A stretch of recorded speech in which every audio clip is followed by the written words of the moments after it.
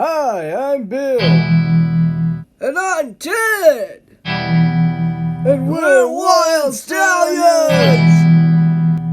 Bill, doesn't our movie come out in like a week?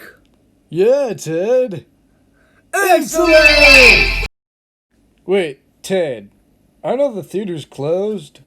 Bogus. But hey, we can still watch it on TV, Bill. Excellent!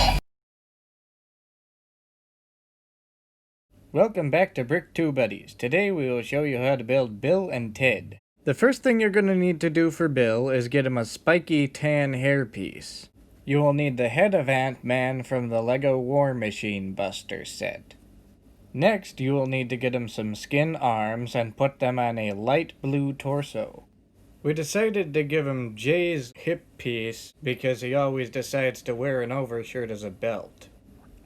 Unfortunately, the legs were too light, so we had to replace it with dark blue legs. And of course, his accessory is a rock and roll guitar.